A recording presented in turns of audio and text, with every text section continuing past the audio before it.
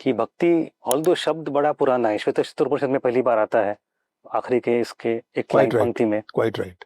और I think even Bhandarkar wrote something about it back in the days. लेकिन जो traditional कहानी है वो है कि भक्ति मूवमेंट का जो उगम है वो दक्षिण भारत में होता है। इवन वो स्टोरी पद्म पुराण में है, उत्पन्ना द्रविड़े भक्ति कर्नाटम वृद्धि मागता स्थित किंचित महाराष्ट्र गुरुजराम जीर्णताम गता, या हिंदी में भी शायद एक कोई पंक्ति है, भक्ति द्राविड़ उपजी लाए रामानंद, प्रगट कियो कबीर ने सप्तदीप नवखंड। और तो ये जो साउथ से नॉर्थ वाली कहानी, इसको आजकल I have seen some scholars who say कि this is not right, it is later historical reconstruction. So how do you look at this chronology of bhakti? Well, in a sense, it is true that it is a later historical reconstruction, but it is a reconstruction based on certain incontrovertible facts. Let me put it this way. Yes, of course, there was bhakti in North. Of course, there was. I mean, for example, if you go strictly by archaeological evidence, then in many inscriptions by Samudragupta and others, you find references to Vishnu Bhakti.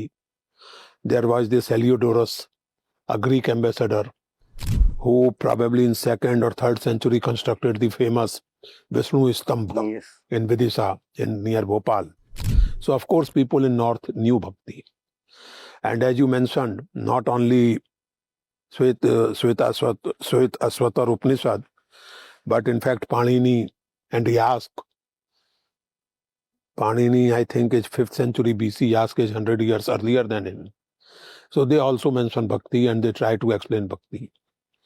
The point, however, is that initially for Panini and Yask, Bhakti signifies participation, association, friendship. In Yask, you see Indra, Varun and Agni as bhakt of each other, which means that if you offer something in the yajna, sacrifice, they share. They are sharers and companions. So they are bhakt of each other. Similarly, in Panini, you find that anything which you are, जिसके प्रति आपका अनुराग हो, तो आप उसके भक्त हैं. आपका अगर मथुरा के प्रति अनुराग है तो आप उसके भक्त हैं. आपने सुना होगा ये कि भाई कोई कुछ भी खाए, हम तो कचौड़ी के भक्त हैं. What does that mean? I love kachori. That's it. कचौड़ी की पूजा नहीं करते आप, but you are particularly fond of kachori. So bhakti means that also, meant that also for Panini and others. So yes, archaeologically we can say that there was bhakti in North.